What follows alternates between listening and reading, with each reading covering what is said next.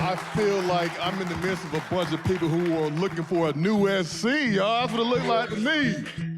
We get to make sure South Carolina continues to be a red state. Are you ready? Are you ready for this? When we elect Democrats up and down the ballot, South Carolina becomes central to this story about how we ended this incredibly divisive, hyper-partisan era of American politics. We must stop the socialist revolution from happening in our country.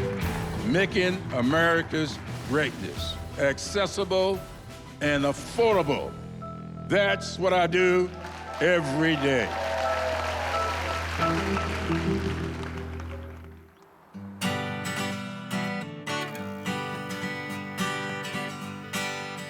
First of all, Erin's back. That's exciting because she missed Tennessee. Oh, we missed Erin. I missed you guys too. Hey, nice to see you. Yes. Man. Cheers. Cheers to South Carolina. Good to see you. Kakalaki, man.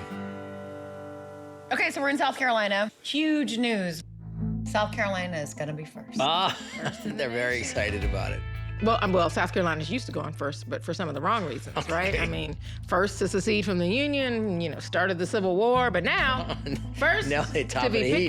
picking the Democratic presidential nominee in 2028. How about that? Yeah, God. 250 years later, here we are. People are very excited about it, though. They are We excited. got around a It's little huge. bit, and we talked about it, and they're really pumped up. That puts us on the map. I think we are here to set the precedent. Y'all, maybe the kingmaker or the queenmaker. Hey, I take that.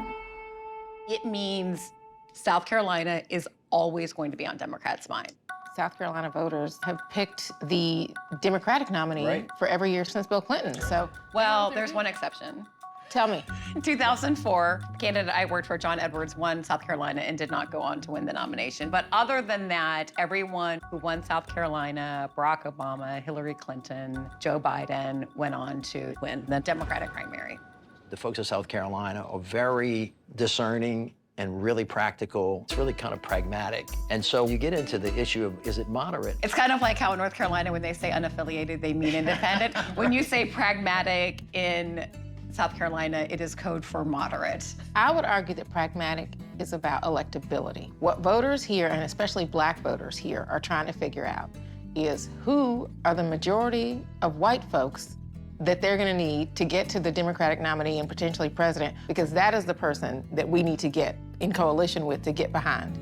I spoke with Jaleesa Washington Price. She was a deputy for Hillary Clinton in the state when Hillary won in 2016. She ran Kamala Harris's campaign here in 2020. Jaleesa knows what it takes to win a Democratic primary, but also just really understands South Carolina. Cheers. Cheers. So South Carolina is now going to be first in the nation for the Democrats. Yes. What role did you play in that process? Very small role outside of the prayers. I was lucky to be a part of a small kitchen cabinet who kind of helped give advice on how to make the best case for South Carolina remaining first in the nation. And I think we did a great job. Apparently you did. Apparently you're very successful. What does it mean for the Democratic Party to have South Carolina be first in the nation? It means a lot. I actually think it's good strategy. Good strategy for the party. For the party in How general. so? You hear oftentimes about Black voters, Black population being the base of the party. That is true, but particularly with voters in the South and voters in South Carolina. 25% of the voters here are Black voters. I think people imagine a state with a lot of Black voters, and they imagine that those Black voters are going to be pretty liberal. Yes, that's not the case. They are pragmatic voters. Kitchen table issues are top of mind. And by pragmatic, you mean? They want to win. We are having a discussion in our party, and I think we want to be a big tent for everybody, but we also know that we are in an affordability crisis. The economy is top of mind for everybody. Right now, we want to stop the bleeding. Right. I feel like there's a lot about this state that is misunderstood. That's exactly right. And that's what I want people to really get to understand before 2028 really kicks off. Just not have preconceived notions of like how South Carolina voters are. Come and talk to the voters, come to the communities. I think you'll be well surprised about how voters are really thinking about 2028. What do you see as the opportunity for the South Carolina Democrats to grow with having the primary here? Because of the resources that come into a state during a presidential primary, these campaigns are going to open offices and train staff and volunteers in the state, right? That's another structure and infrastructure that they're going to be leaving here to also help us keep organizing and keep engaging voters in the state. What do you say to that argument that by being first, you're making yourself less relevant? I saw that argument, and I respectfully disagree. What is going to motivate Black voters to turn out through the primary and through the general election? This is the perfect place to figure that out. I think we will still have a very important role in this process, and I will say more important role than we have in the past. We do believe it's value to have us at the front because we will pick a winner. We'll pick winners. What do you do in South Carolina? I feel like I need to get a t-shirt that says that. We pick winners in South Carolina.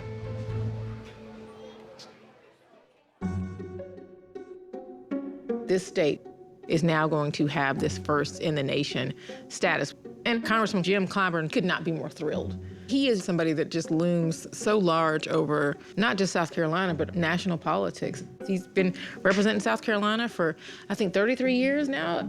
The greatest mistake of my political career. Don't say it. In 2004, John Edwards was running for president here, and I advised him to leave Jim Clyburn's fish fry early. I was young and stupid. Wow. It is the must-attend event for Democrats in South Carolina. Oh, it was so dumb. very good But of you to anyway, it think was my about that. lesson in the power of Jim Clyburn. Our demographics and our economy makes us the best state. We're number one. Okay. You're sitting on 11th. Let us do this. Look at you. You slim and trim. We got fighting weight here for What? 18th term. God willing and the creek don't rise. You were headed for your 18th term, right? Now, South Carolina is going to be the first in the nation state to vote in the Democratic presidential primary. You used to say South Carolina, what was the cleanup cleanup hitter, state. but now they're going to be the leadoff hitter. Yeah, that's what I kept telling them. I said, look, the leadoff hitter is the one that has, on percentages, the best chance to get at least one person on base. I want to ask you about national politics, too, which you have great influence on. Saw the interview that you did where you said, you know, the Black people not showing up for Kamala Harris, Right. you know, in large enough numbers was part of what cost her the election. You know, a few people got upset with me for saying that. Why you get upset with me for telling the truth?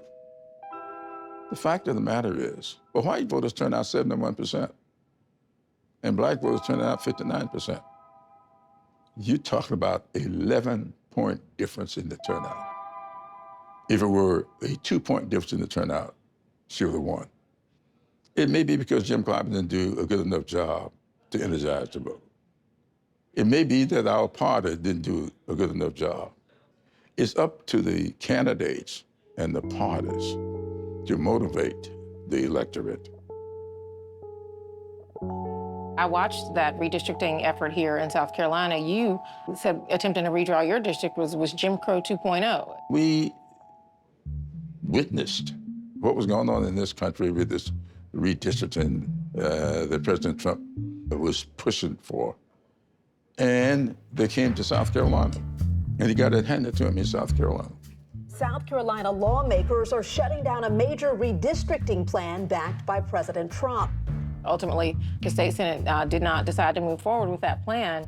You said you talked to a lot of Republicans. I may have talked to more Republican legislators than I did with Democratic legislators.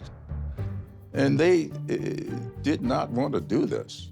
Was that a testament to the relationships that you have in the state? Is it about people having that much respect or even fearing you? I mean, you loom pretty large over South Carolina. Well, I'm trying to stay in close touch with South Carolinians, all South Carolinians.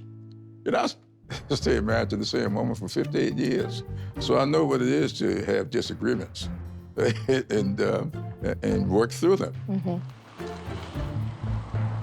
The first day of that special session to gerrymander Jim Clyburn's district coincided with the first day of early voting in South Carolina. And normally you get about 23,000 people voting on the first day. This year, 56,000 people voted early. So those voters wanted to send a message, better not mess with Jim Clyburn's seat. people are really dialed in right now. They are ready for a new South Carolina, one that is not just one party rule, that has had a grip on this state for the better part of 3 decades, right? Like they are saying, we want to be part of the coalition that tries to do something different in November and potentially beyond that. Well, I was asking Steve Benjamin, who was the first African-American mayor of Columbia, South Carolina, went on to serve in the Biden White House. He's a total He's political great. star, He's yeah. he's a superstar. What's going on? How you doing? How you doing, buddy? And he reminded me of a couple of things about the people of South Carolina.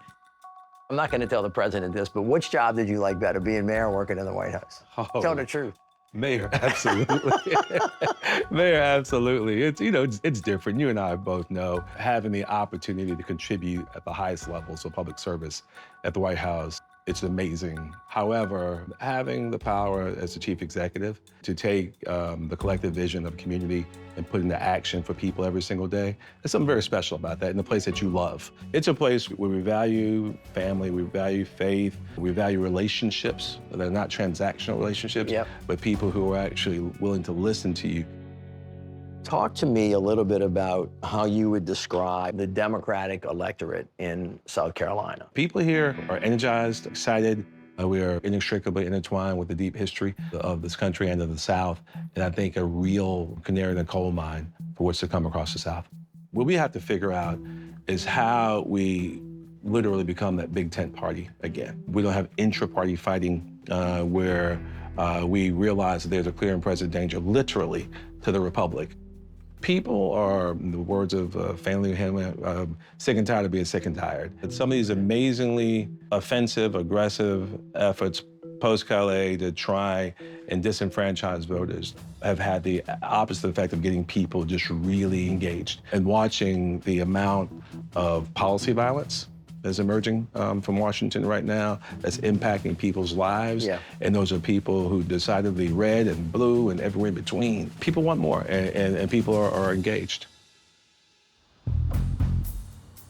Democrats used to not be able to field candidates for all of the congressional seats. Like, there's now a full slate of candidates like Nancy LaCour, 3-star admiral who gets kicked out of the United States Navy, but now she is running in the 1st Congressional District of South Carolina.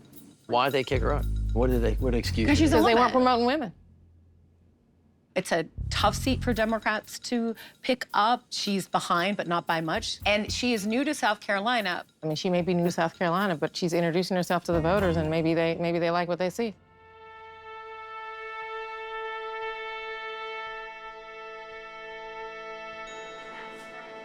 When my career kind of came to an end, it was an abrupt end, of course. Can you tell me about that day? When I was removed? Yeah. Yeah. It was literally 1 year to the day that I had taken command of Navy Reserve. It came out of nowhere. There was no warning. I was called down to the senior 4-star Navy officer's office. And he had, tears in his eyes, and he said, "The secretary has asked me to relieve you, effective immediately." And I paused, and I was like, "Is there a reason?" And he said, "No, there's no reason given." And within an hour, I was out of the Pentagon, last time I wore a uniform. Oh. And you'd been in the Navy for 35 years. What do you hear from people about how the military is being run under Secretary Hegseth? People are concerned that he is really destroying our military from the inside out. Now that politics and religion have been injected into the military, it eats away at the cohesion, and that's what makes our military so great, is that it doesn't matter who's standing next to you, you all focus on the mission. Now they're gonna question whether their leaders are there based on merit or because they're politically aligned. It undermines the chain of command. You came here and then decided to run for Congress. When I did get removed from my position, I really felt like I wasn't done serving, and this is what we decided to do. Prior to this, did you consider yourself a Democrat or a Republican, or? I mostly voted Republican for most of my life until Trump came on the scene, and that was kind of the end for me. Always been a moderate. I still support, a strong military and things like that, just based on my background. You're new to this district, but there are a lot of people in this district that have a similar background to you. Is that right? That's right, yeah. A lot of, I think the veteran population of your district is like 11%, which is really... But if you put the military families into that, it's 20%. Oh, wow. Yeah. You are the kind of person you have to convince in order to win this race. Yeah. What do you find that people here are really worried about? The cost of living is really the #1 issue for everybody, but the war is a close second. It is very concerning that we are in yet another forever war. You have to win over Republicans in order to win That's right. a district like this. I already have. People will come up to me and say, I'm a Republican, I'm voting for you. What's in their head? Like, we need a change. We need somebody who isn't entrenched in politics, right? And somebody who's just gonna bring common sense and knows how to get things done. And I think they recognize that from, a military career. Lindsey Graham, who is beloved in the state, who's been a long-time serving Republican senator here, just passed away. If you talk to people, they will tell you that if Jim Clyburn and Lindsey Graham agreed on anything that they needed for South Carolina, both of them together could get stuff done. When Lindsey Graham passed away, his sister called me and asked me would I be a part of his service. I told her, absolutely. We didn't agree on much politically, but we believed in South Carolina, and we worked together. Lindsey Graham's unexpected death caused an opening here. The governor appointed Lindsey's sister to sit in his space. She's decided that she's going to run for the next full term, and of course that opened the race up for a lot of high-profile people. Who are they? Let's find out. Russell Fry and Ralph Norman, both U.S. representatives. Businessman Mark Lynch, former Governor Mark Sanford is back, and Darlene Graham, Lindsey's sister, who is now the incumbent. Those seem to be the names that are kind of rising to the top at this point. What's up, Charleston? How we doing? What I would like to focus on as your next U.S. Senator is a family-first agenda. We are getting ready to elect a person for the next 6 years. You're going to get married to that person. We are walking our way toward the most predictable financial crisis in the history of man. We're going to add $1 trillion of debt to the national debt over the next 100 days. That was a crowded field with a lot of red meat. We're on the back end of the Trump era. Sure. And it sort of felt like 2015 to me in there. Can we sustain the American dream? Not if we don't get the numbers right. Not any kind of new vision. It was not a particularly hopeful message tonight. Yeah. But I actually heard a lot of the culture war stuff that fires up that MAGA base. Back then, we didn't talk about transgender. Elect somebody who's willing to go toe-to-toe with the radical left. The socialist message ends in death and destruction. The president may be on his way out, but I don't know that those ideas are going anywhere. It's not a game. It's Satan versus Jesus. I did not find one person who was supporting Darlene Graham. She was not here tonight. These people who were very patient and attentive and sat through, 2 hours of speeches from these candidates, and they didn't get to hear from her. Do you want to tell us who you voted for? $1 trillion debt is a big deal. He knows how to manage the budget. I am supporting my guy, Russell Fry, and I hope everybody else will make him your guy too. He's my guy, Russell Fry. I did not find one person who found that Trump endorsement was meaningful. As much as I love and respect Donald Trump, his endorsement doesn't carry any weight with me. South Carolina, they're going to think It almost certainly looks like this is going to a runoff. But who are we talking about that's going to be in that runoff? Republican side right now, they have to do 3 races. Yeah. So it's room for the Democratic nominee, Annie Andrews, to run. Still obviously a super tough state. My name is Dr. Annie Andrews, and I am here tonight on my mission to become the first elected female senator from the state of South Carolina. Who I'm running against has changed, but who I am running for has not changed. A reporter asked my former opponent what he thought about me, and what he had to say was that I seemed like an attractive, nice lady with a couple of kids, but he didn't know what I believed in, so here's what I believe in. I believe that healthcare is a human right. I believe we need to fully fund the Medicaid program. I believe we need to protect Medicare and Social Security. I believe we need to fully fund the CDC and the NIH, and I believe we need to impeach and remove RFK Jr. Annie, who's running for the Senate, Yeah, she listed. She definitely seemed ready. She went on fire. She's a pediatrician, right? I mean, she's presiding over a state where, they had a measles outbreak that was huge here. She's coming at this from a perspective of a caregiver and a pediatrician, not a politician, and Yeah. she's resonating. The race for the Senate now suddenly feels wide open. It feels very different, right? Senator Lindsey Graham, he's passed away, It was shocking, and it's been shocking to the entire state and the entire country. Lindsey Graham has been in Congress for 30 years. He is a very large political figure here in South Carolina. But it didn't change why I'm running. You know, the day RFK Jr. was nominated to lead HHS was the day that I really started seriously taking under consideration the nudges I had been getting to get in this race. For a very long time, he's been peddling in these anti-vaccine conspiracy theories on social media platforms. And the obvious result of that is the outbreak of a preventable infectious disease like the measles. I'm the only general election candidate in this race right now. I really have the playing field to myself because I'm able to talk to the general electorate about my vision for South Carolina, about my plans for South Carolina.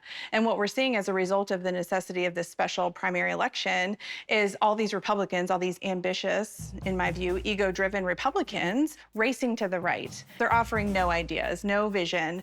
They're just pledging allegiance to Donald Trump and blaming our problems on immigrants. Democrats have typically lost by double digits here. I mean, in 2020, I think about Jamie Harrison's race. He raised $100 million, and he still lost by 10 points. So what is it about your campaign that's different? We've had 6 more years since Jamie Harrison ran of failed Republican leadership. This is a totally different political environment, a totally different election cycle. We've seen the results of really every election since November 2024, where we've seen double-digit swings to the left, including all throughout the Southeast. So this big blue wave that we've seen nationally predicted is going to come crashing up on the shores. We are going to shock the country on November 3rd when a Democrat, a pediatrician, and a mom wins the Senate seat in South Carolina.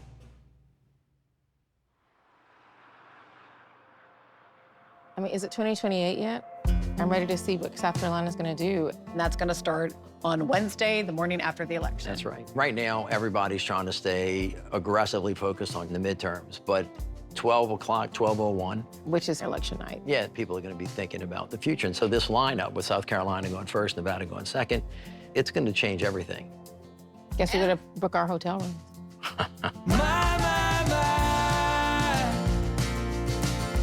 I'm just going through some changes. South Carolina's always been a place that Democrats come to. But now it is going to be home base. Everything is rearranging.